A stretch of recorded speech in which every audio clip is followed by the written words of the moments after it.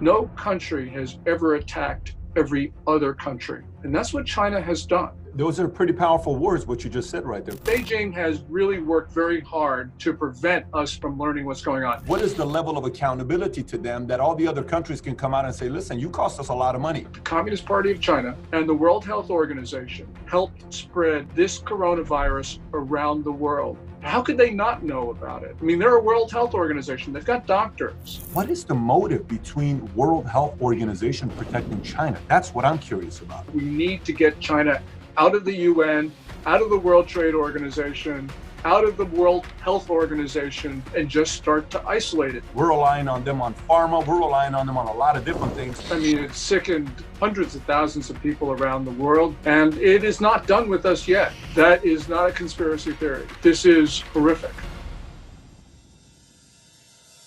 30 seconds. Did you ever think you would make it? I feel I'm so close, I could taste sweet victory. I know this life meant for me. Yeah, why would you bet on Goliath when we got Bet David? Valuetainment, giving values contagious. This world of entrepreneurs, we get no value to haters. How they run, homie, look what I become. I'm the one.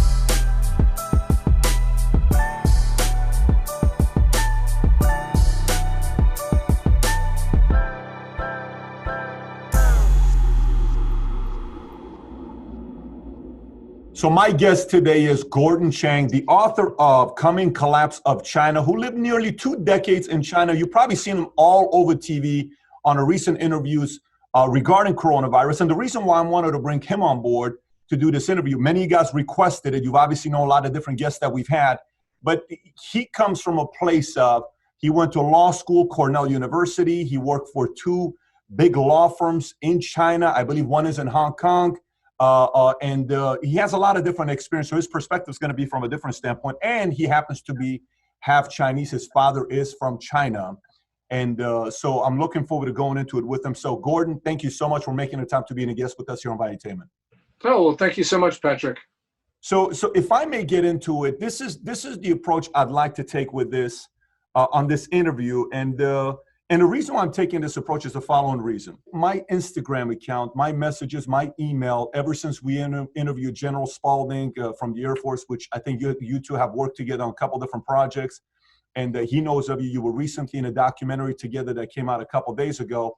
And he ended up getting 7 million views, and people contacted us all over the place. So then we brought on board Danielle DiMartino Booth yesterday. We talked about the effects of coronavirus to the economy, and it's just the amount of commentary and people's interest in it, it's a whole different place. But also at the same time, a lot of interviews on YouTube, on Vimeo, all over social media have gone viral, whether it's, Joe Rogan did it with Michael Osterhold, or to David Icke with Brian Rose from London Real, that's gone all over the place, and the video has been taken down from YouTube, from Vimeo, from a lot of different platforms. Or General Spalding, or Dr. Shiva, or Fauci, or a lot of names. Obviously, people are curious. The direction I want to go with this is the following. I would like to bring up all of these different conspiracy theories that are coming up, and for you to say, nope, there's no truth behind that. Yes, there is some credibility behind that. So you can either tell us 0 credibility behind it, maybe 50%, and that is not a conspiracy. That is an accurate statement. So if you don't mind us going through that direction, I think the viewers would like to see it from a person that's a lawyer, Cornell University, who's lived in China for 2 decades and has been over here. Maybe you're going to give us a different perspective. Are you okay with that? Terrific. Okay, so let's get right into it. So first of all, is coronavirus real? Does it exist? Well, it certainly exists. I mean, it's sickened hundreds of thousands of people around the world, and it is not done with us yet. We tend to think that because it is a coronavirus that it will disappear in the summer.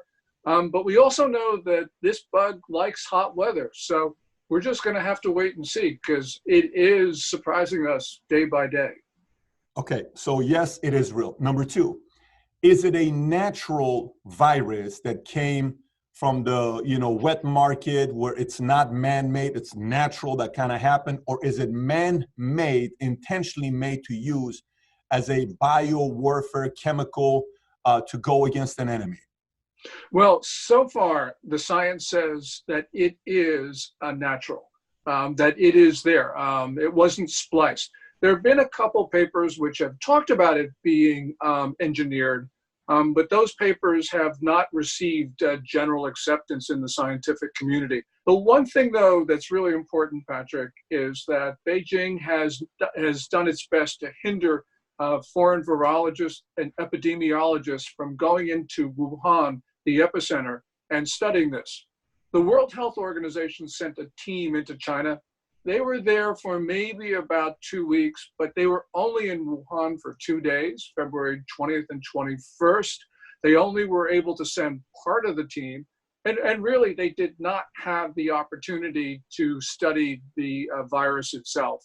I think these were more or less sort of like get-to-know-you meetings.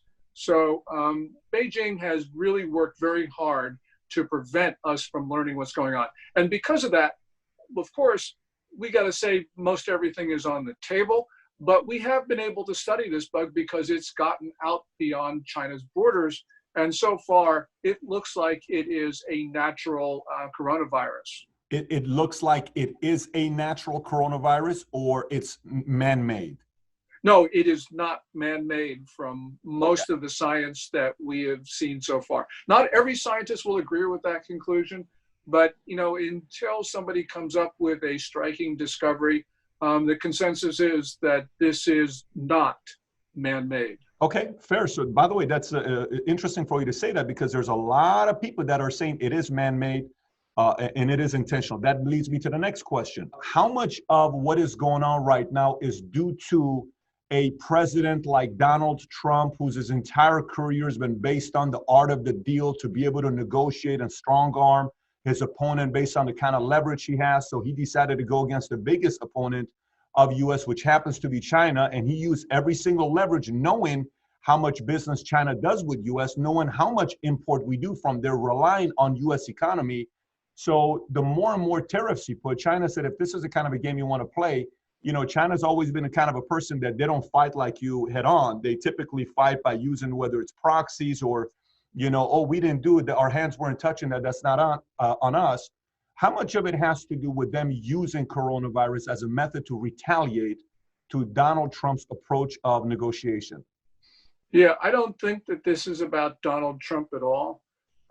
There's a lot that we can say about the origin of the virus, and maybe we should circle back because a lot of people say, well, because this probably wasn't engineered, it was just sort of like naturally occurring. It jumped to humans at that wet market in Wuhan. Well, maybe so, but there's a lot of science that says that it wasn't, Patrick. It didn't come from there because there are a number of initial patients who had no contact with that wet market. And although if you go back 2 weeks, people were saying, the idea this came from a lab was conspiratorial, this could very well have been the release of a natural virus from one of those two labs that people have been talking about. One of those two labs near Wuhan is the Wuhan Institute of Virology. It's a P4 biosafety lab. That's the highest level of safety. China has told us that they stored 1,500 varieties of coronavirus in that lab.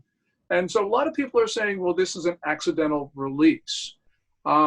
This gets to a number of different points that eventually I will answer your question. But look at what happened. This has been, a bug which has ravaged China, and China's leaders have known that. What they have done, though, is really striking. So, for instance, they knew about this in Beijing sometime, maybe first week of December, probably in November. In November, the second week of December, maybe the third week, leaders in Beijing knew that this could be transmitted from one human to the next, because doctors in Wuhan knew that by at least the second week of December.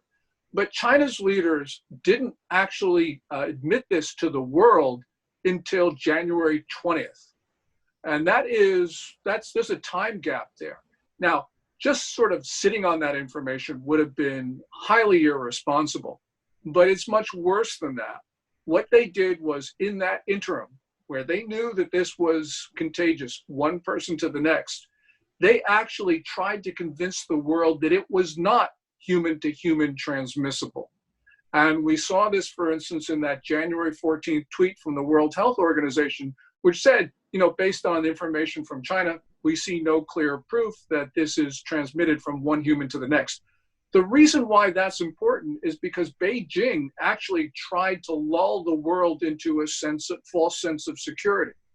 And at the same time, Patrick, Beijing was really working very hard to prevent countries from imposing travel restrictions on China. The way this bug got out of China was people who travel. Beijing did two things during a critical period. It tried to deceive the world about how this was transmitted, and it made sure that countries did not prevent people arriving from China. Now, I don't know what was in the mind of Xi Jinping, the Chinese ruler, but he saw clearly what the coronavirus did to his own country. It crippled China. So if he actually wanted to cripple other countries, he in fact would have done exactly what he did. So we have to be concerned that this has nothing to do with Trump. I think that it's because Xi Jinping realized how bad things were in China. He wanted to level the playing field, the geopolitical playing field.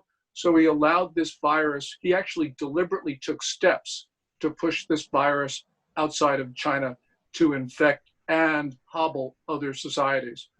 That has nothing to do with Donald Trump. This was Xi Jinping taking a bad situation and trying to turn it to China's advantage. Those are pretty powerful words, what you just said right there, Gordon. You just said intentional.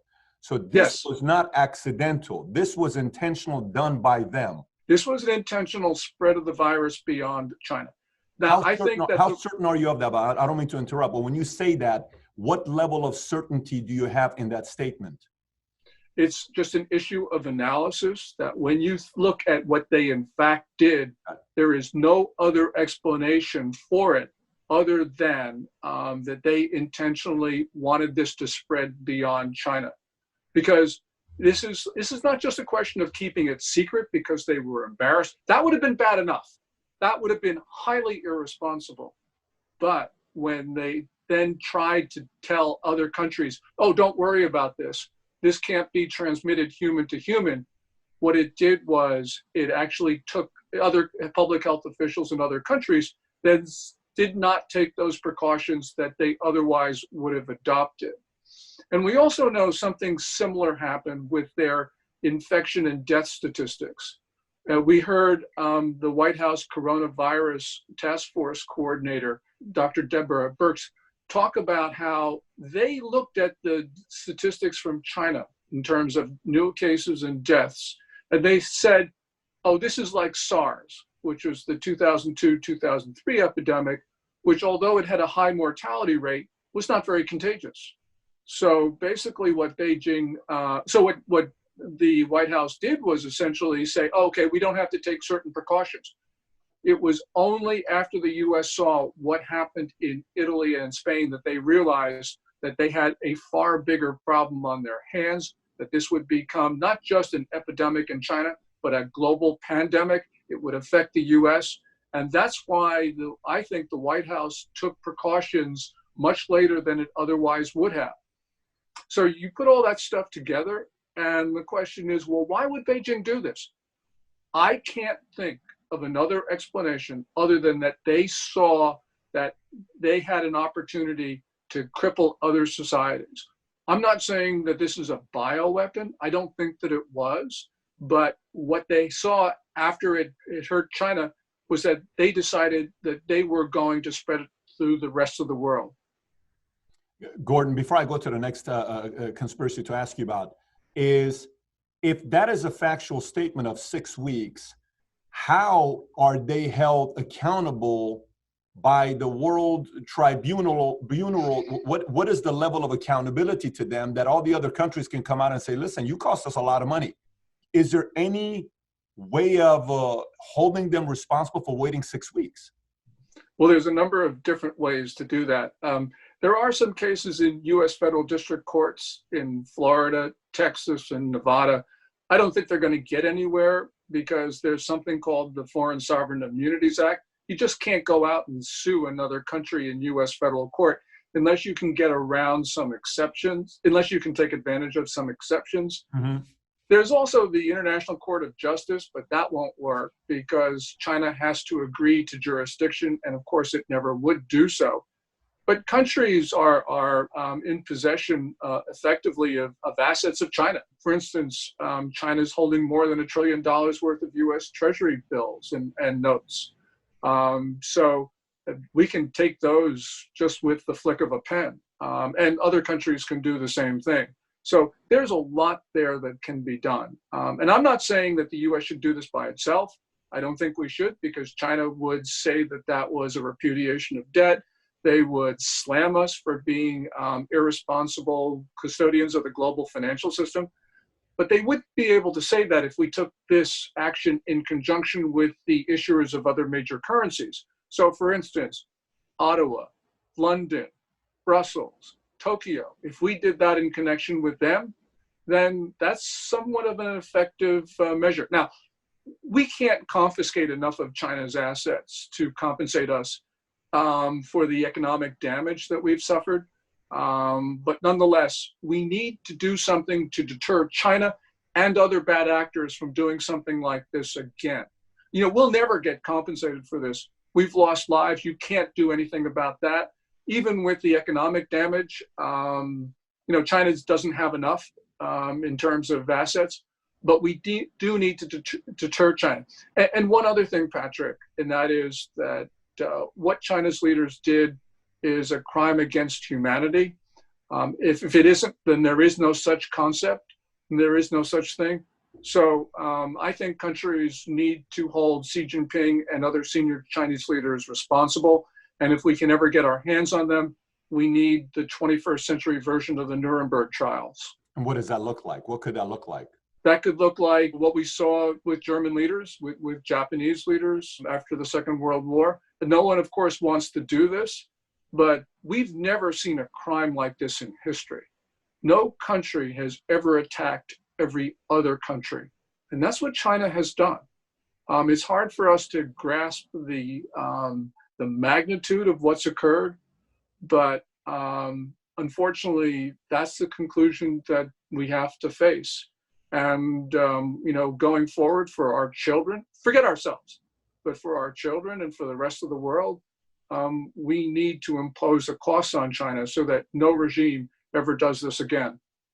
There's a big difference between Germany and Japan versus China, because neither Germany nor Japan had 17% of world GDP at the time when we did that. You're talking about, you know what this almost reminds me of when you're going there? It's almost reminds me of the whole too big to fail type of situation, because on one end, if you do anything to them, how many economies are tied to China, where China definitely knows that, because, you know, this is a game of leverage, and they know their level of leverage, because as much as we're talking about masks this and China this and China that, we're getting masks from them.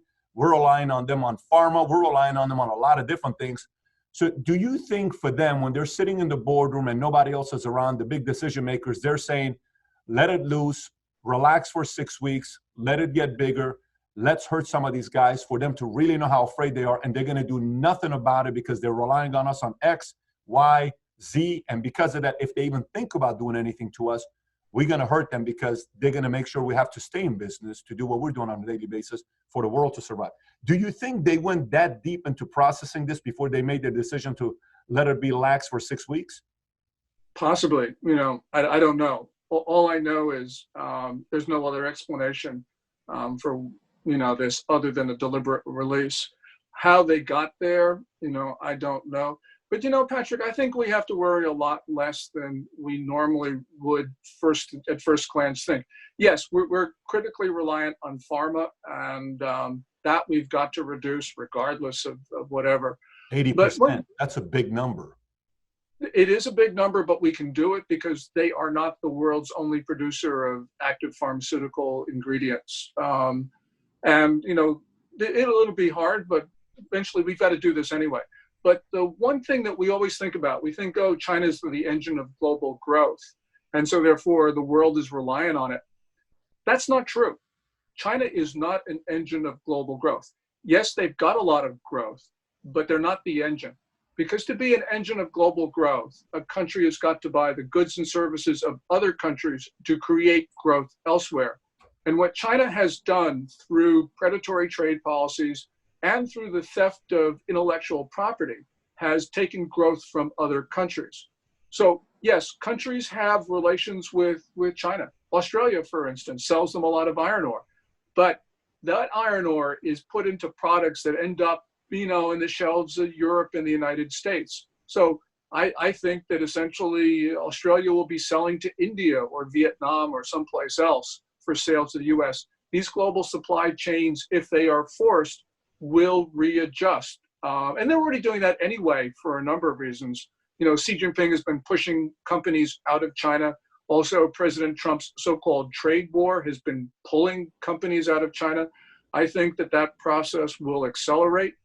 Because of the coronavirus epidemic, we are going to reduce our reliance on China as a producer of pharmaceuticals and obviously medical protective equipment. So these things are going to happen anyway, but I think that they're certainly going to be accelerated, and they should be accelerated. I don't think they're the engine. Obviously, I know U.S. is 100% the engine. There's no question about that. I'm 100% capitalist. We escaped Iran to go to Germany refugee camp to come here because this is the American dream. Nobody wakes up and says the Chinese dream. They say the American dream. It's only one kind of a dream. But 1.6 billion is a lot of people, and when you can produce things for nothing by a communistic government ran on a, wink, wink, capitalistic economy controlled by national, so it concerns me to know 17%, and it concerns me to know how many countries are relying on them. But that's fine. Let's continue. I'm sure we're going to come back to this topic again. Next conspiracy. The death toll, okay, the death toll. You're hearing some people talk about the fact that, look, 99% of people that died in Italy, the number one cause wasn't coronavirus. They were there for another case and they had other health symptoms, which they had gone to the hospital before, but it happened to be that they also got coronavirus because maybe their immune system wasn't that strong, so they caught something. So then the hospital had to put it that the reason for the person dying was coronavirus, and that spikes up the numbers and it scares the hell out of everybody around the world. How much credibility do you put on the topic of the fact that people who have died, they didn't all necessarily die due to coronavirus? It could have been other reasons. Yeah, I'm sure that in certain cases, coronavirus was only a contributing factor. I'm also sure that a number of people who have died, they weren't getting autopsies, especially in an emergency situation. They could have had coronavirus and are not counted as coronavirus cases. Counting of cases in an epidemic where there's a medical emergency, society on the verge of collapse, statistical accuracy is probably not at the top of the list of priorities of a government in that case. And, we know, for instance, in Wuhan, that was, authorities there were being overwhelmed. So accurately counting coronavirus cases, not important for them. They were just trying to sweep up corpses on the streets and hospital floors. When you say they, are you talking Italy? Who is they? Oh, in China, in Wuhan, in the early days of the outbreak, the authorities were just completely overwhelmed. You had people literally dropping dead in the streets. You had corpses on hospital floors for more than 12 hours. So this was a system that was being overwhelmed. And the point I'm making is there were a couple of reasons why the statistics out of China, out of Wuhan, are not accurate. One of them is just that the authorities just did not have the capability to accurately count victims. But also there was deliberate falsehood. And of those two reasons, deliberate falsehood was certainly, I think, the more important in terms of distorting the death toll and the number of infections. How much do you trust the data that we're getting from U.S. on cases to death toll? How much credibility do you give to that data? Well, we're doing the best we can. And as I mentioned, there are a number of reasons why we won't ever get an exact, accurate toll. As I mentioned, you don't do autopsies on people who have died. So this is a case of testing and whatever. Our numbers, I'm sure, lag the real situation, but that's true in every country. I don't think that there is an attempt to underplay this, but we did see that, of course, in China, because there's a lot of evidence that shows that indeed those death toll numbers could not have been true, could not be accurate. Okay, next conspiracy. Is there any linkage between coronavirus and 5G? Yeah, you hear this a little bit. I mean, I'm not a scientist. I don't know, but I would be very surprised if there were, because I can't think of why there would be a linkage between the two. So my view is that that's a conspiracy theory, and unless someone comes up with proof, and I don't think that they will, we can just discard that one. Who would be the right person to talk to about that, by the way? That's not politically connected to an organization that's funded by the government or some big name that's funding it behind closed doors that the guy's not going to tell the truth. Who'd be the right person to talk to about that? You know, I don't know. I mean, you have to find basically someone who was an epidemiologist, a virologist, and also an expert in telecommunications. And I don't think such people exist. And by the way, you'd have to find someone who wasn't working for a telecom company, who wasn't working for, you know, that person, you know, I'd love to have that person, but no. That person would be very interesting to sit down with, because we want to sit down with people who are promoting the 5G side, but they're profiting from it. So would they really say anything bad about it? And then there are those that are working for a nonprofit that's being funded by some of these bigger corporations that are selling 5G. So would they really say anything to the man that's cutting the check? I don't know. So, okay, let's go to the next topic. Fair enough. A lot of people are talking about 5G and coronavirus because of whole radiation and how it's eating up the process.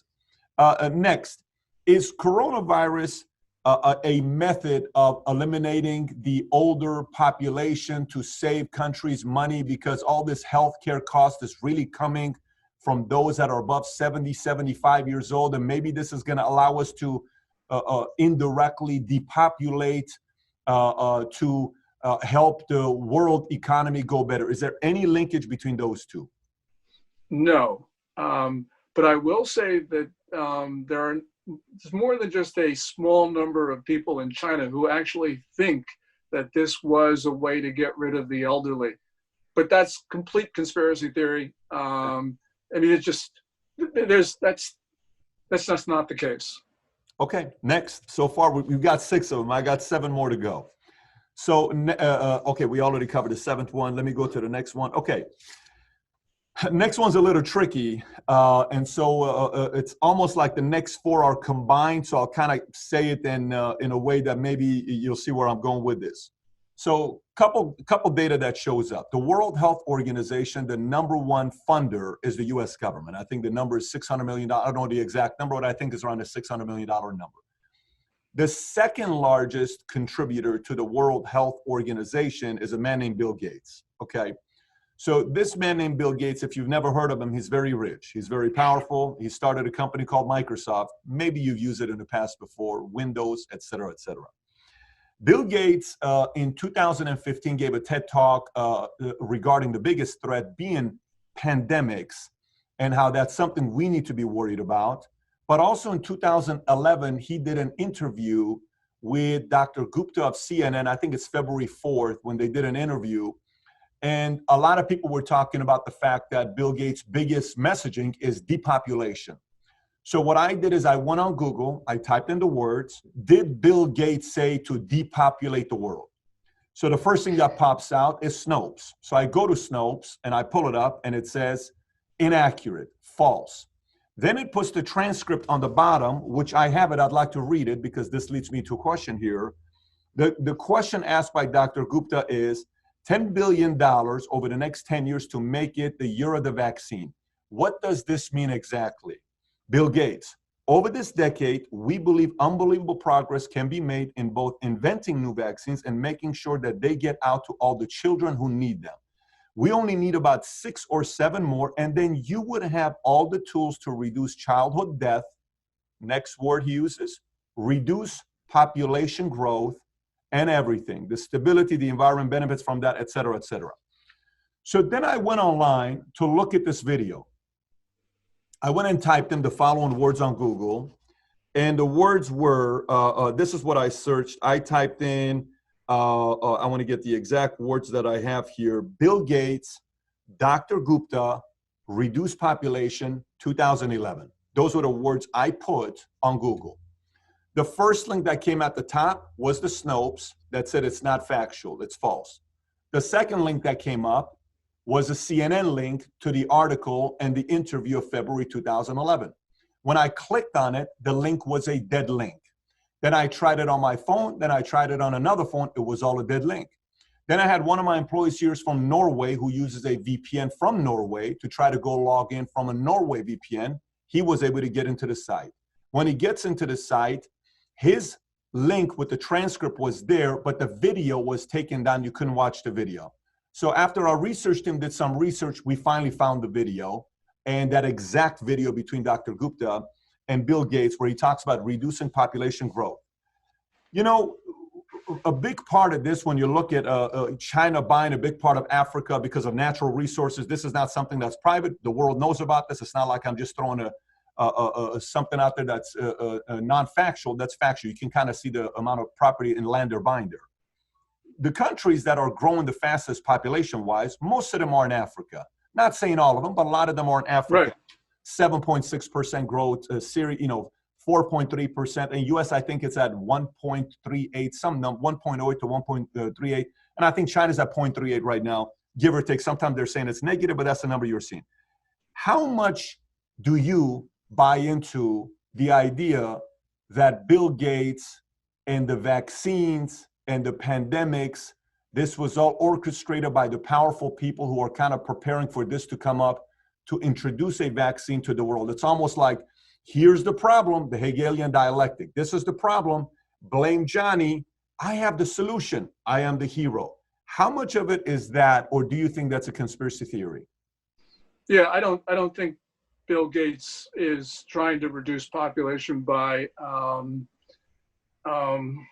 I can't quite think of the word, but I don't think that Bill Gates is out to kill people or whatever. Bill Gates probably believes that there should be fewer humans, and he would like to improve human health. But that doesn't mean that he's trying to improve human health and vaccines to sort of reduce the overall number of people.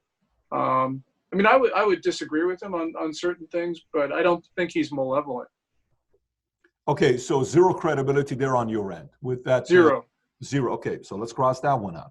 Okay, next, the World Health Organization. You keep hearing about Tedros Adhanom, and you're seeing a lot of friendliness with him and China.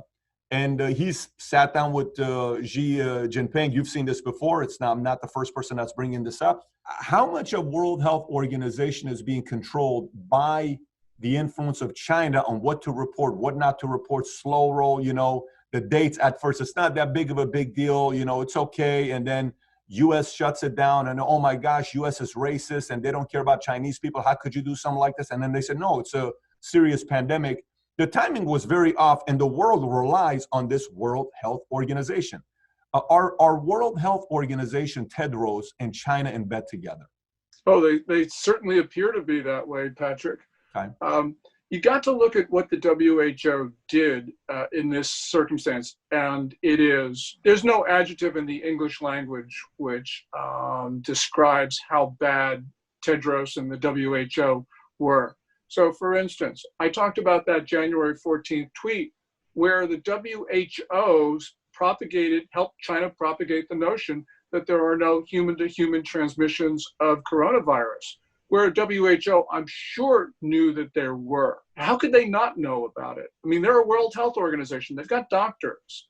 Also, on January 10th, WHO came out with a statement to support China's goal of not having countries impose travel restrictions on arrivals from China. So you put those two things together, and it shows that the WHO was very much supporting Beijing's initiatives, and Beijing's initiatives had to be malicious. Also, Tedros did a number of other things. So for instance, in January, he delayed for as long as possible WHO's formal designation of the coronavirus as a public health emergency of international concern. Also, he delayed for as long as possible the WHO's designation of coronavirus as a pandemic, which eventually occurred, I think, on March 11th.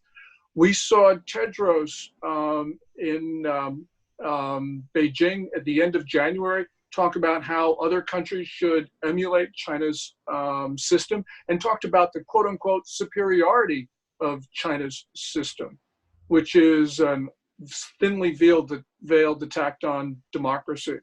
And then, of course, WHO has very much been supporting the notion that China's statistics are accurate. None of those would be, I think, actions of an organization that really was dedicated to stopping the virus from infecting people.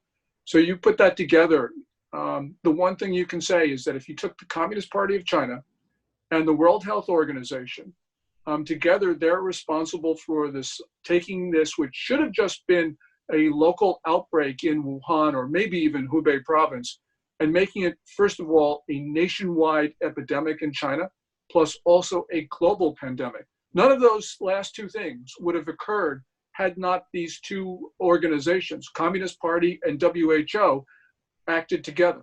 So you can argue about who's more responsible, and I think, of course, it's the Communist Party, but the point is WHO helped spread this coronavirus around the world. And so that its actions on balance have been malign.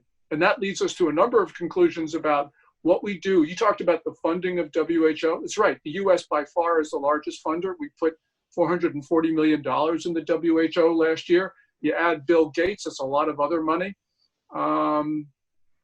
We shouldn't be doing that. Why would, everything to me is about motive, right? Everything is motive. We get married. Why do you get married? There's a motive. Why do you ask a girl out? Well, there's a motive. Why does she say yes? Motive. Why do you buy a real estate? Motive. Why do you buy a car? Motive. Why do you wear clothes? Motive. Why do we do anything? There's a motive behind it. It doesn't mean all the motive is negative. It just means there's motive behind it. Some negative, right, some positive. Okay. What is the motive between World Health Organization protecting China? That's what I'm curious about. You know, I don't know. I don't know Tedros, so I'm not in his head. So I can't tell you what his motive is. But, you know, you can say that China lobbied very hard for his election as Director General of WHO. He has very leftist tendencies. Maybe there's an answer in there. You know, it's a question. I understand why you're looking at motive. But, you know, motive is one thing that, you know, is really hard to ascertain with certainty. Because, as I said, I don't know, in fact, what Xi Jinping was thinking. I don't know, in fact, what Tedros is thinking. But I don't really need to know. All I can see is what they did. And that's really where we can see the crimes of that they've committed. So I don't know motive, but as I said, I don't care. Yeah, only reason I ask is because if somebody's working closely with Tedros, and let's just say they're in a meeting and there are 40, 50 of them, and they're on the inside and they know the decisions that were made, there's no way in the world Tedros is the only one that's making a decision. I trust there's another 20, 30, 40 people that are in the know of why the decisions were made. Somebody in that group has to be furious because someone in their life, they lost somebody or it affected somebody, or they were affected because their elderly parents were relying on a retirement plan. Now they have to work harder, or one of their relatives lost a bit. Someone has to be furious on the inside with Tedros to be able to come out and say, listen, I don't think you're doing a good job. Just like this 37-year-old doctor out of, Wuhan, who came out and was a whistleblower to China and said, we're not doing the right thing. He ended up passing away. He disappeared. I don't know what you call that. But the only reason I'm asking motive is because I do believe everybody at some level has a certain level of decency to say, I just don't think we're doing the right thing, man. We got to do something about this. And well, you know, especially Bruce, at this magnitude, this is not a small thing here. This is a very big thing here. Someone has to come out and say what really happened. Well, you know, Bruce Aylward, who is, you know, generally been described as the number 2 in WHO. His formal title is Senior Advisor to the Director General.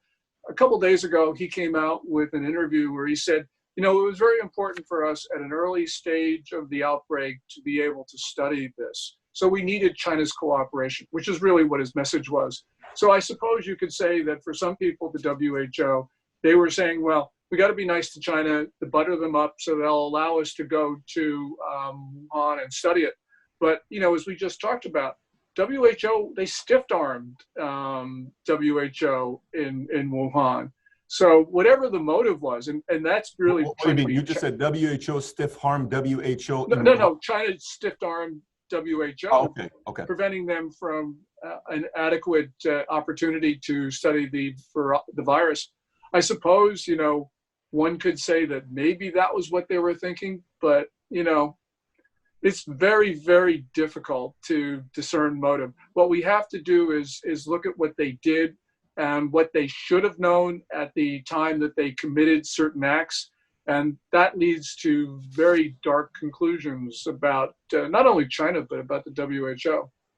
One of the most annoying things that my dad did to me is hold me accountable. I hated it. I couldn't stand it. When I was in the Army, I couldn't stand being held accountable to formation, and you got to get in at 4 o'clock and you got to run and you got to report. Accountability is very annoying. But accountability also builds leaders, and accountability builds trust.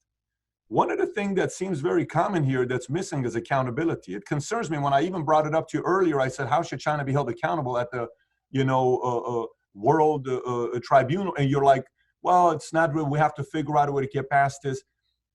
And you said we need to maybe go back to what, Nuremberg and Japan and, Germany, all that stuff. But if there is no accountability, why wouldn't I do it again?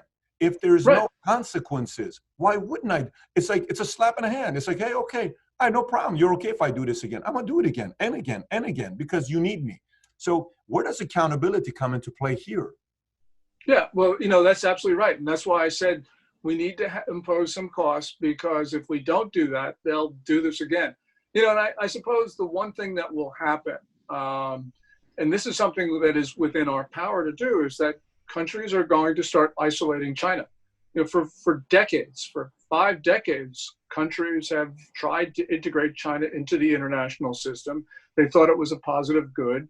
And because of that, they overlooked a lot of irresponsible and dangerous conduct on the part of Beijing, because they wanted to encourage, to entice China so that it would enmesh itself in the, rules, norms, conventions, treaties. But, it hasn't worked. And what we're seeing is, I think, people starting to understand that China is not reformable. And if China's not reformable, that leads to the conclusion that we need to get China out of the UN, out of the World Trade Organization, out of the World Health Organization, and just start to isolate it. And I know people don't want to do that, but you got to remember, we always think, China should be moving on the right path. If you look at what China did in the SARS epidemic of 2002, 2003, it was really awful. But as awful as it was, its behavior in the coronavirus epidemic of 2019 to 2020 it's been much, much worse than it was. And so we've got to understand that our idea of engaging China just has not worked. And we got to try something else. And I'm not saying, I can't hold my hand over my heart and saying that isolating China will be any better. I think it will, and that's a long conversation in and of itself. But we have to say that what we have been doing has not worked. It's encouraged China to be more belligerent, more provocative, more hostile, more dangerous. So we've got to do something else. I agree. And it has to be some strong measures. It can't be light, it has to be some real measures for them to know you can't keep doing this. Okay. So the next one here for you, this one's going to be probably a 5-second answer for you, and we'll move on with this one. But some people wanted me to ask, so I'm asking this for you. And does this have anything to do with so many powerful people that were linked to Epstein and Clinton and what happened there, to the point where it's a full-on distraction and it has something to do with China, or you give it zero credibility? Zero. Okay, let's move on. I told you it's going to be 5 seconds. Next, how much of this has to do with China realizing, because I think they've even said it, one of their military leaders has said that we cannot go against U.S. when it comes down to power of military. They'll crush us. We don't have that kind of a military that U.S. has, there's no way in the world we can compete with them. So they took a bigger part of their resources to want to invest not in traditional warfare, but more in biochemical, drug trafficking, poisoning, environmental destruction, and computer virus dissemination. How much credibility do you give to that? 100%. 100%. Look, all we have to do is listen to what Chinese leaders have said themselves.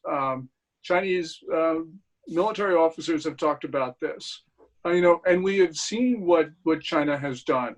So I think that essentially we've got to be really concerned about what they call three warfares, or unrestricted warfare, which is the title of that book from two colonels who are now two generals.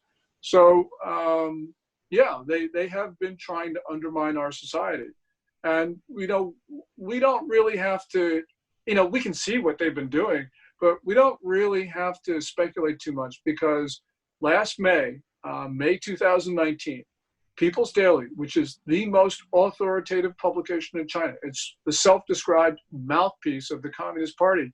People's Daily carried a piece that declared a quote-unquote people's war on the United States. And Xinhua News Agency also carried that piece. Xinhua is official Chinese government media outlet.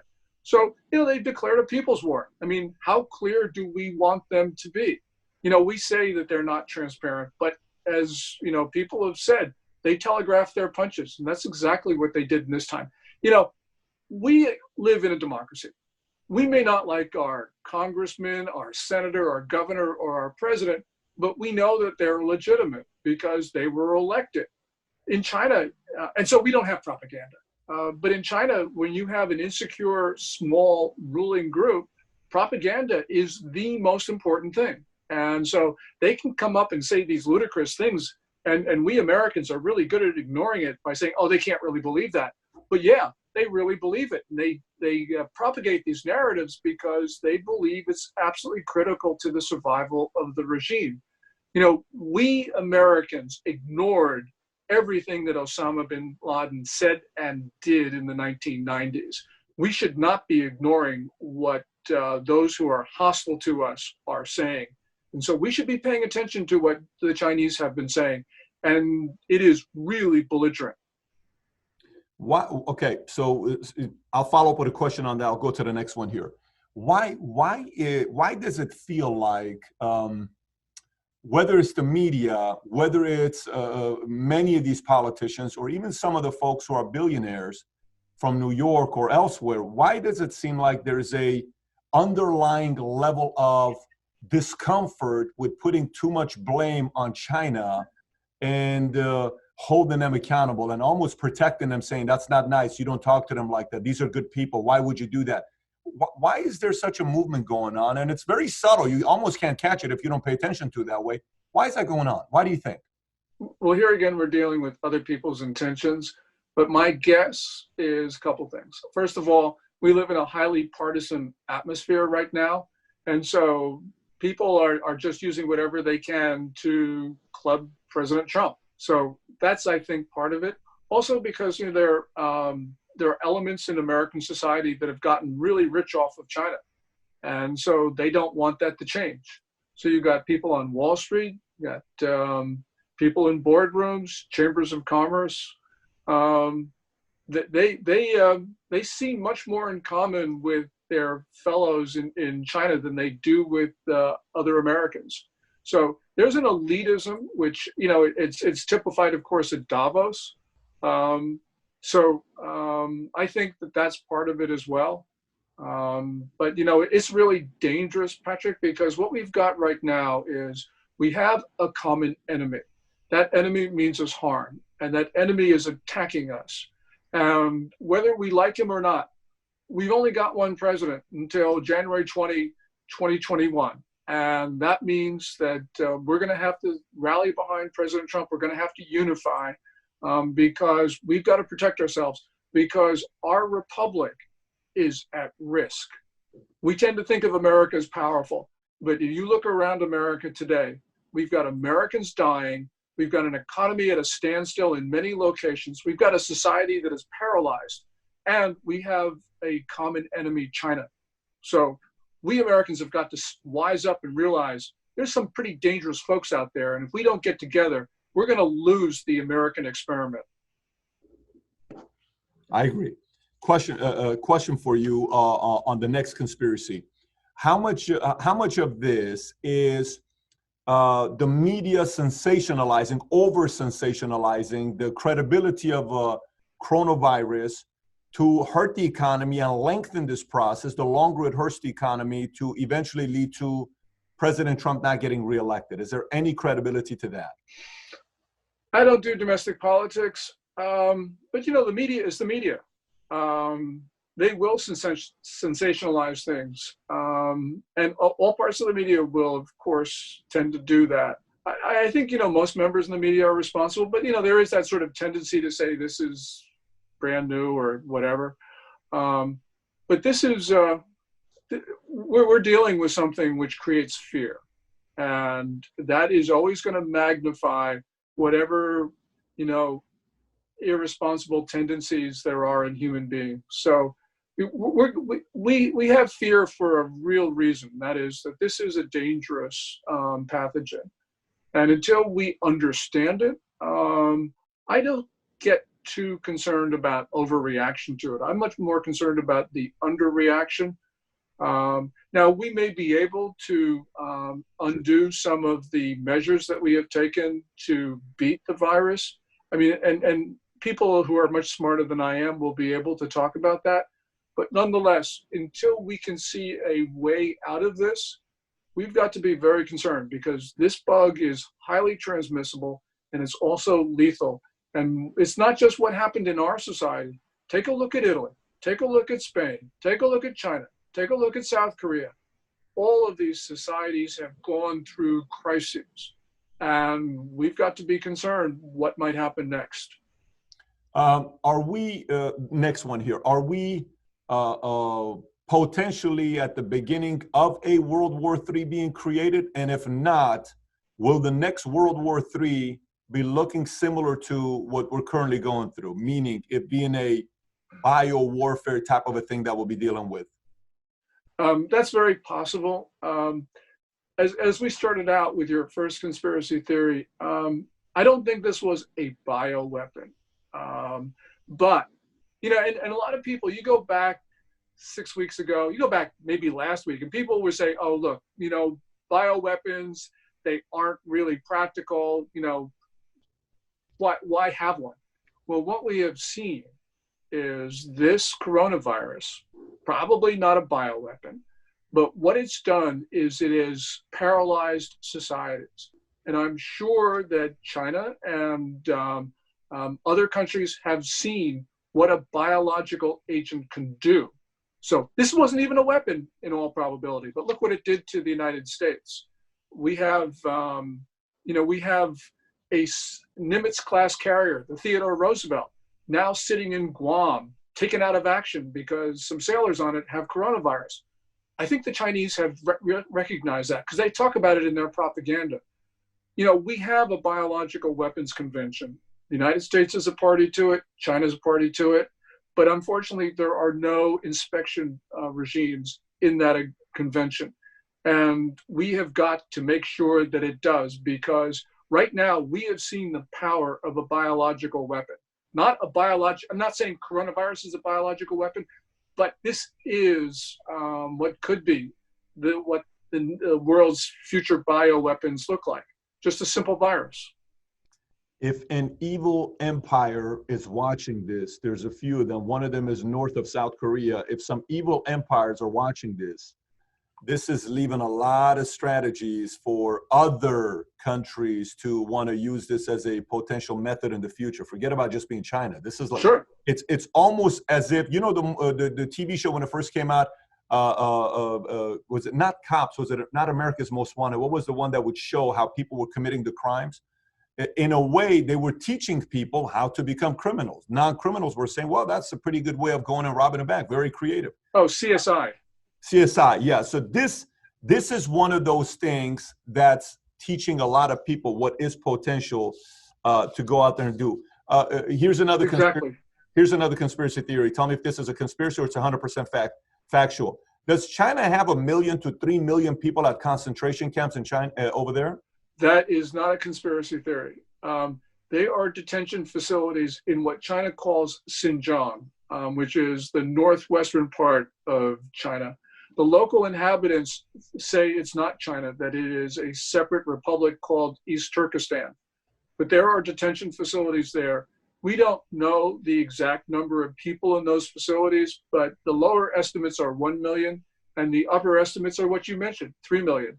And these are, they fit the definition of concentration camps. And we know that this is part of China's policy to eliminate Uyghur culture and eliminate Islam from China. So this is horrific. Is anybody doing anything to that, or can they be held accountable to that, to be audited, or not really? They can do whatever they're doing right now. Well, this is a crime against humanity. This is what, as bad as the Third Reich did before it started the mass exterminations, and what China has done, and people we know are dying in those camps because Beijing has been building crematoria. There's been killing associated with this. It just hasn't been the march you into a gas chamber type of killing. But it's extermination of a culture slowly, and we know that people are being killed. So this is a crime against humanity, and there's not too much that the international community can do. It's certainly not very much the international community has done. But Secretary of State Pompeo, to his great credit, has talked about this. And at some point, this is one of those things where by itself, it's not going to get the international community to move. But when in conjunction with, the initiatives against the Tibetans, which are similar, the attacks on Christian churches, all these things that are occurring together, including releasing this virus on the world, these are the types of things, when taken in the aggregate, are going to get the international community to do something, to start containing China, to start not enriching it with trade and with the rest of it. So I think that we will gradually, I hope sooner, but I think that we will gradually see a new attitude on China, which is going to be, we're going to get to the place where we were with the Soviet Union. And it took a long time. George Kennan had to write his long telegram of 1946 and his article in Foreign Affairs in 1947. Took a little bit of time for the United States to get to the point where we saw the Soviet Union as an adversary. I think we're getting there to China on China really fast. It's actually not a bad thing. The fact that that's happening with the majority, I think that's a good, a healthy level of paranoia is a very good thing for a nation. Like you said, I'm not much concerned about overreaction. I'm more concerned about underreaction, which is a powerful statement you made earlier today. So, okay, so look, I got a different question for you now. We're done with the conspiracies. We can go just to some questions for you. You're from China. You lived there 2 decades. Your father's Chinese. Why do you not like the country your father is from? What do you have against China? I mean, you are half Chinese. What do you have against the country that, your family's from? Yeah, I have nothing against China. I love China. I have a lot against the men and women who rule it as the Communist Party. So this is something where it's very different. We talk about China, and that's a sort of shorthand. But the Communist Party isn't China. And the Chinese people are, first of all, the most direct victims of the Communist Party. And because they are, it means that they're one of our most important allies, because the Communist Party is reaching out and causing harm, not just to the Chinese people, but to us as well. And, if you go back before the coronavirus epidemic, we Americans sort of looked at what was going on in the camps that you mentioned it with the Uyghurs. We looked at the Tibetans, the Christians, people in Hong Kong, people in Taiwan, and we said, oh, that's over there. But right now, we have seen through the deliberate actions of the Communist Party that they have reached out and hurt Americans, killed Americans. And so this is no longer just them over there. This is them in our society. Just to kind of give us a perspective, when you lived there for 2 decades, what was the timeline? What years were you there? Okay, I lived in Hong Kong from 1981 to 1991. Between 91 and 96, lived in California, but most of my law practice was in China. So we crossed the Pacific an awful lot. And then from 96 to 2001, lived in Shanghai. And then after that, I gave up practice of law. This was, my practice was focused on Hong Kong, China, and the region.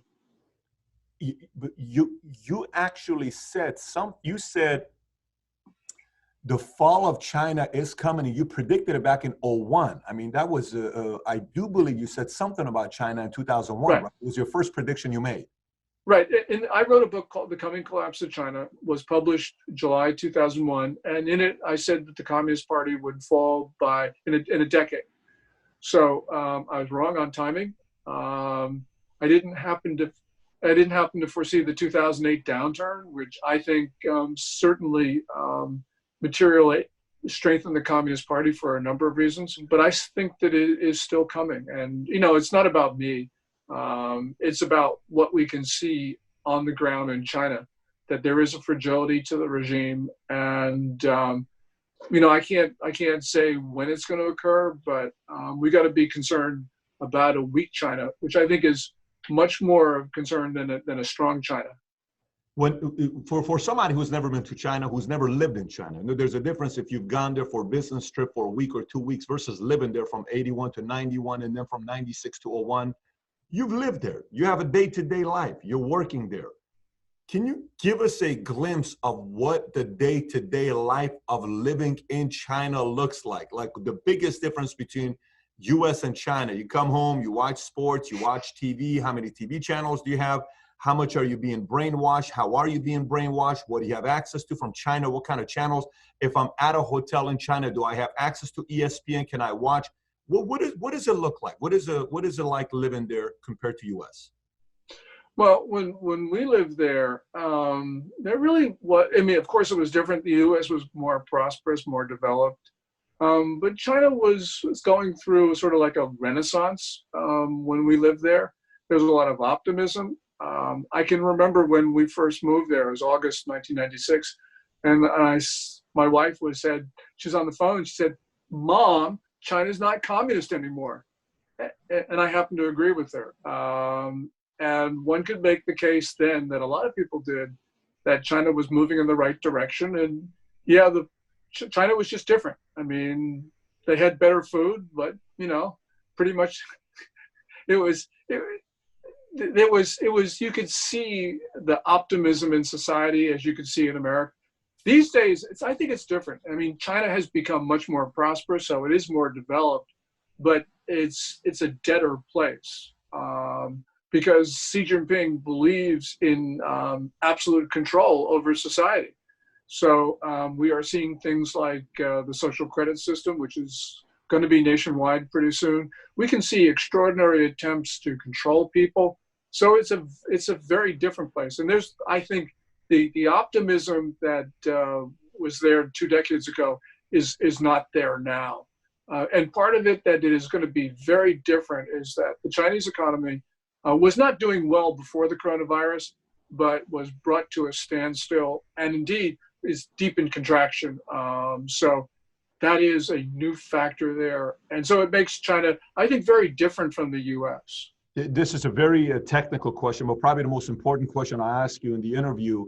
Has your experience with China totally gotten you to a point where you no longer eat Chinese food? No, I eat Chinese food all the time. Chinese food is great. I love As Chinese. I said, China has better food than the US does. Yeah, I love Chinese food. Okay, so social media question for you. I'm just curious with this one here. If Facebook, if YouTube, if Twitter, if all of these apps that we use in US were available in China the last 10 years, if all of these social media apps were available to the public in China the last 10 years, do you think the pandemic and coronavirus would have gone to the point that it is today? Well, if they were uncensored, like they are in the US. Fully uncensored. Yeah, I think that the Communist Party would have acted very differently because they would not have been able to hide things like they did. I mean, one of the things that Xi Jinping has done in the coronavirus epidemic is to impose extraordinary information controls. Now, they did that, of course, when the virus broke out, but they had a brief period of like 3 or 4 days of relative openness from January 20 to January 26. And then they went back to controlling the narrative again. And we know that because the Communist Party appointed its leading group on the coronavirus. Under Xi Jinping, basically what's happened is he sort of bypassed the bureaucracy, and the Communist Party has set up these groups on the economy or whatever. Well, they set up one on the coronavirus, and they announced the roster on January 26th. And it was a 9-person group. Of the group, there was only one person who was a public health official. And even she, I think her degree was not in public health. Though I'm not positive about that. But we do know that it was heavy with propaganda officials. The vice chairman was the Communist Party's chief of propaganda. The chairman of the leading group was the premier of the country, who's basically a political hack. And there were a lot of propaganda types on it, which showed that Xi Jinping's priority was not ending the epidemic, but was controlling the narrative. And since that time, there has been evidence of this extraordinary secrecy campaign. So they've just gone back to the old way of doing things. So yeah, things would have been a lot different if there were Twitter and Facebook and there was just an open and free social media. But unfortunately, that's not the case.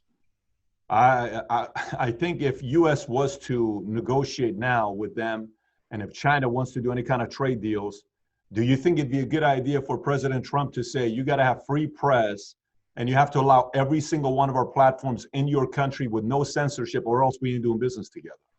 Yeah, I mean, that would be a good thing to do, but Xi Jinping would never agree to that because he does believe, he believes that he should have absolute control over the party, that the party should have absolute control over society. So he's never going to agree to that. We've got a phase 1 trade deal signed January 15th. I mean, who knows whether China is going to adhere to its obligations, but phase 2 is just not going to happen, largely because they kick the hard issues down the road, and Xi Jinping is just not going to give up on them. And the issues that they've kicked down the road, like state subsidies, are a lot easier for him to deal with than what you just talked about, which is open and free media. That is just completely antithetical to Xi Jinping's conception of the Communist Party. I'm from Iran. I'm born in 1978. I was born in Tehran at the peak of the revolution when it was taking place with Cinema Rex Fire, where 3 months after I was born, the Shah was in exile. And it was the largest coup you ever saw. 9 million people revolted against the Shah.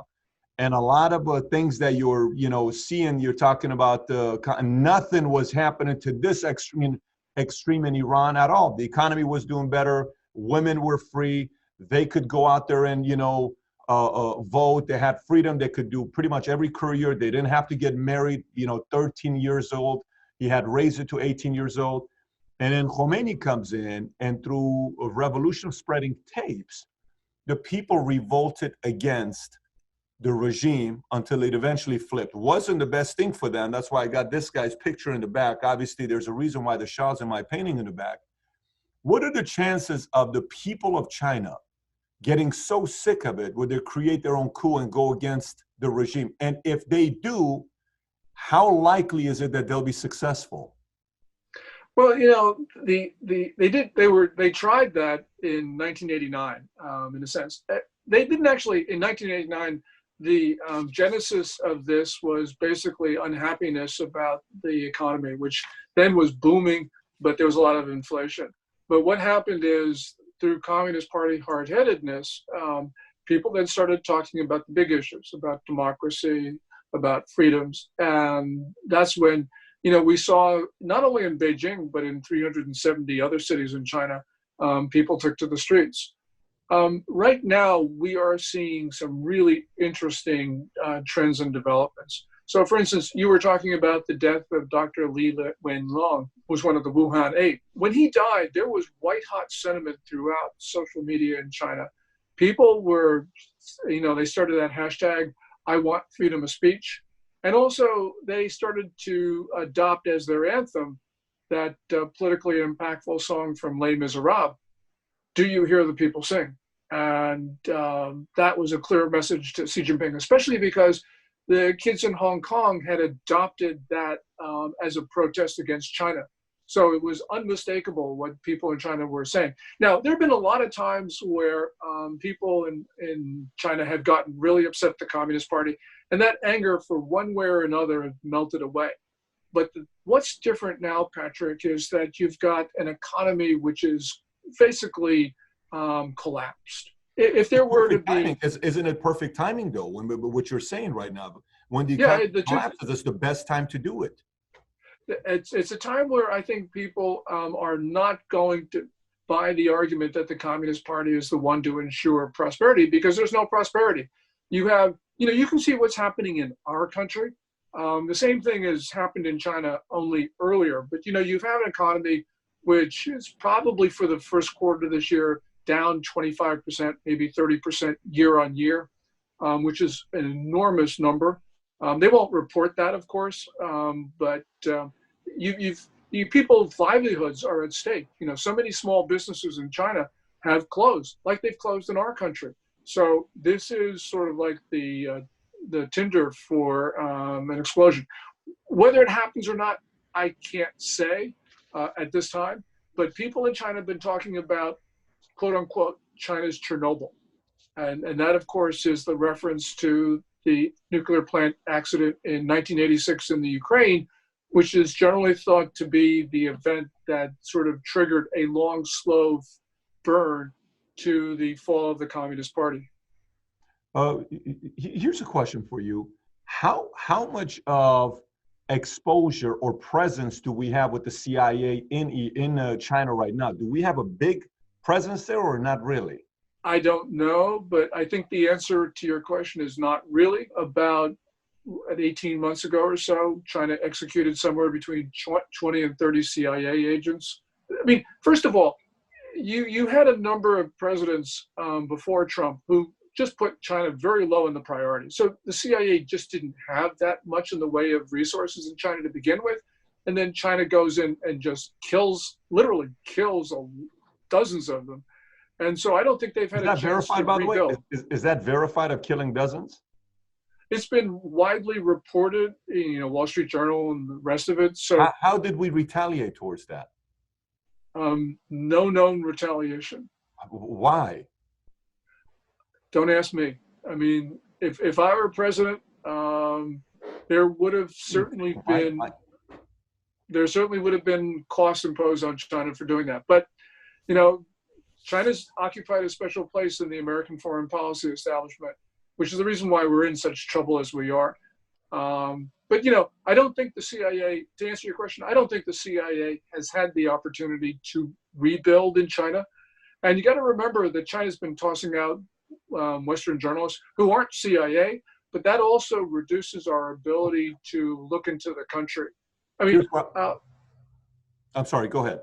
So, our visibility into China right now is not very good, which should lead us to believe that if we can't understand what's going there, then why should we have, robust relations with them?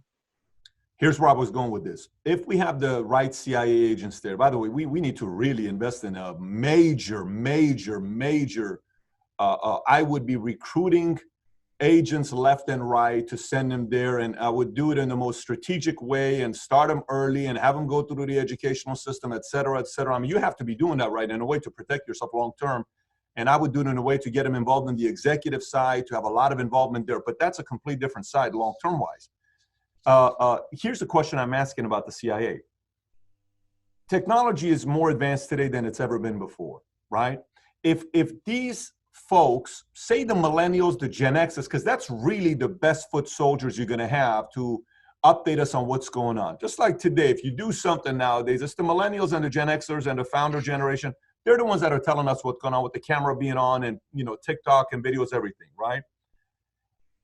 If technology is as advanced as it is, and we have some presence there with CIA, how hard would it be for us to bring a open VPN line and spread that amongst everybody there to have Facebook, YouTube, Twitter. I mean, we have some of the most brilliant minds in the world. You mean to tell me we cannot get internet there and fight it so quickly? So if they're doing what they're doing, we're going to put millions of cameras to work by having this younger generation who will revolt. You know, the older folks will not revolt because they have more to lose. The younger generation, they've always been the ones that have been able to create the revolution, whether it was in Iran, whether it was any kind of a movement you look at. It's always the younger generation that's willing. Even if you look at Ron Paul or Bernie Sanders, their biggest momentum creators were who?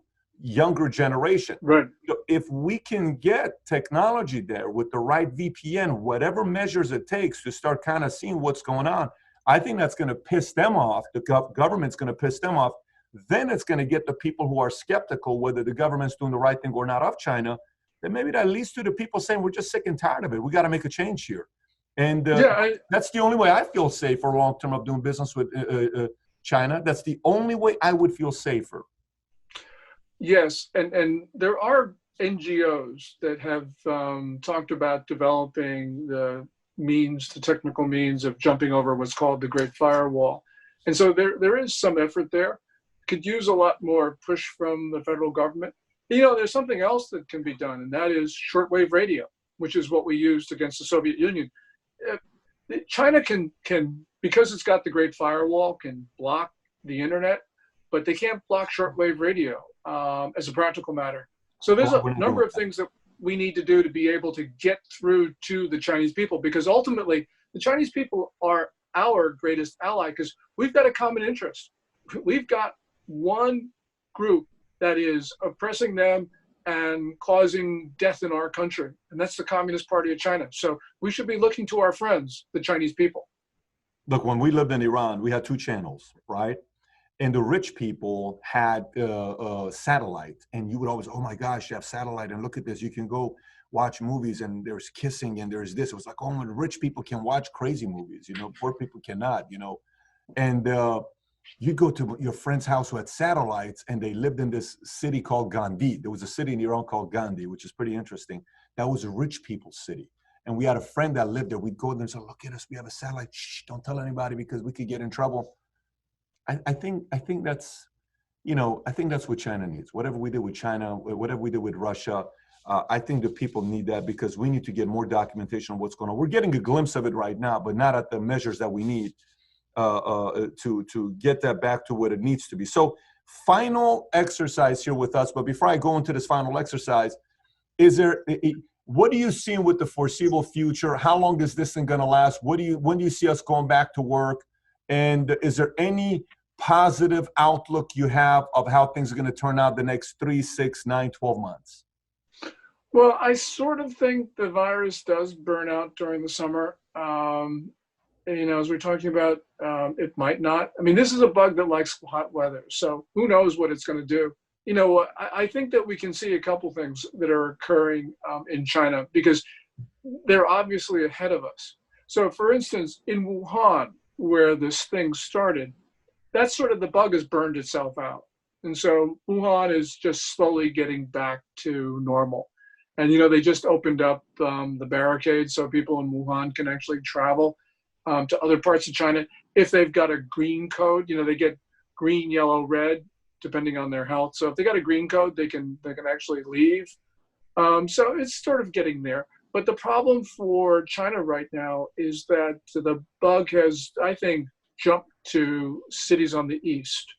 So for instance, in Shanghai, at the end of last month, they started closing down tourist venues that had just been opened a few days before. So there's a real indication that they have got a problem there. And you can sort of see it in their statistics, which they're issuing on daily infections. They seem that daily infections, both, all of them, asymptomatic and symptomatic, are going up. So I think that there's a second wave that's hitting. The second and third wave have been hitting peripheral areas to China: Singapore, Hong Kong, Taiwan, South Korea. So it's probably going to hit China as well. It's probably well developed there. So China is sort of where the rest of the world is going, which means for us, New York, the bug will burn itself out. and coronavirus will jump to other cities like it's doing. So it'll burn itself out in those other places as well. I think that maybe by the middle of June we'll be through this, but God help us next fall. That was your attempt at giving a motivational speech, which maybe you need to listen to a little bit more Tony Robbins to pick up some abilities on how he does it. I don't know. Maybe you need to kind of work on that. So by the way, just something for you to be thinking of. Don't let your wife discourage you from thinking about the comedy side, because let the jokes come out. Don't let her convince you not to let the jokes come out. Okay. Last part here. I'll give you some names and give me the first word that you think about. Whatever word that you think about, give me the first word. We call this a speed round. Bill Gates. Oh, too much money. Elon Musk. Too much idiocy. Idiocy? Yeah, I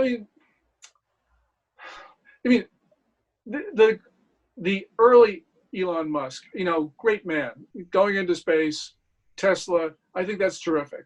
The problem, though, is that I think fame has gone to his head, and it was typified what we saw 2-3 months ago with that dance he did in China. I mean, that just shows you that I think he's gone too far.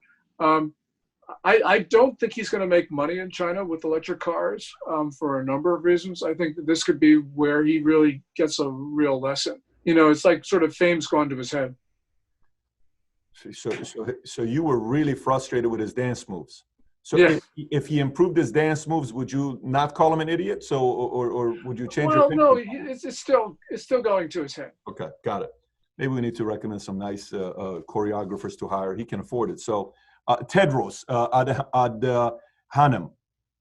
Yeah, I think that he needs to resign. If he doesn't resign, we need to defund the WHO. What he did was despicable. So I don't have a good word to say about him. And I sometimes am not able to think of, I don't think he leaves me speechless. So is it fair to say you don't have a picture on that bookshelf of yours behind you? Of Tedros? Yeah. No. You're not going to have Nope. it? Okay. Pretty high. It's my daughter, my wife, my in-laws, couple of me, friend from college. No Tedros. No Tedros. Well, it is what it is. Margaret Chan. Ineffective. Xi Jinping. Criminal. Anthony Monster. Fauci. Monster. Anthony Fauci. Hero. Moon Jae-in. Another criminal. Moon Jae-in wants he wants South Korea to be merged into North Korea, and probably on North Korea's terms. So he wants to end democracy in South Korea. Moon Jae-in is one of my favorite topics, actually. So it's hard to come up with just one word for him. But I think that he's dangerous. He's no friend to the U.S. He would love to be a totalitarian.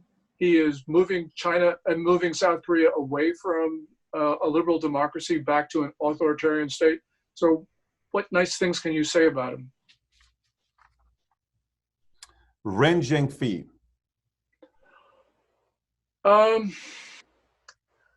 Liar. I mean, he keeps on saying, Huawei would never spy for Communist Party. Well, I got news for you. The 2017 National Intelligence Law of China requires every Chinese national, every Chinese entity to spy if demanded. And besides, in the Communist Party's top-down system, you can't resist a demand from the Communist Party. Ren himself is a member of the party. I put him into the basket of dangerous individuals. Last but not least, Li Wenliang. Hero. Clearly hero. And he sacrificed his life to try, he went to everyone talking about the disease. He did that at great personal risk to himself. Eventually, as a doctor, he lost his life treating coronavirus patients. I mean, it just sort of brings tears to your eye. Well, sir, this has been a very, very insightful, and hopefully the viewers were able to look at some of these different conspiracies that's being tossed around and getting millions of views and getting people's attention. And quite frankly, it's putting a lot of fear in people. I got a call the other day at 11:30 at night One of my friends, who's a very successful businessman, called me, him and his wife. We're on the phone. I had to have an hour and a half conversation with this person because they were buying into some of these conspiracy theories that really were messing with their heads. And it's not just getting naive people. It's getting everybody to start kind of questioning some of this stuff because the way it's being sold, it's very convincing. So again, at the end, here's what I suggest to all the viewers. We're going to put the link below of following Gordon G. Chang Twitter handle. You can send him a tweet after watching this. Let him know what you took away from the interview, as well as any questions you may have. And we're going to put the link of your book, Coming Collapse of China, the link below as well for you guys to purchase. Any final thoughts before we wrap up the interview? You know, our society, let me just repeat something that I said, that we're really at risk. We are going to have to band together because, you know, as Ronald Reagan said, you know, freedom is only one generation away from extinction. Well, now could be a couple of years away from extinction. So we've really got to get together and as Americans defend our society and our way of life. Gordon, thank you for being a guest. Thank you so much, Patrick. I really appreciate the opportunity. Absolutely. Thank you. Bye-bye. So look, with all these conspiracy theories, you kept asking me, Pat, do you believe this stuff? Now it's on you to process it for yourself. This man, Gordon Chang, seems like a reasonable person. He doesn't seem like he's sensationalizing either one. You can process it and comment below which one did you believe in, which one of them do you still have your own doubts. And if you like this interview, I have two other videos I want you to watch. One of them was with Danielle DiMartino Booth, economist, 9 years with Federal Reserve Dallas, who has a lot of insider info on what's going on with the economy and the Fed. She talks about the aftermath of the economy post-coronavirus, must watch. And the other one is, if you haven't watched it, with General Spalding from Air Force, who had some inside dealing with China. He lived there to find out what their world is like. If you haven't watched this one, it's a must watch as well. Click on either. And if you haven't subscribed to our channel, please do so. Thanks for watching, everybody. Take care. Bye-bye.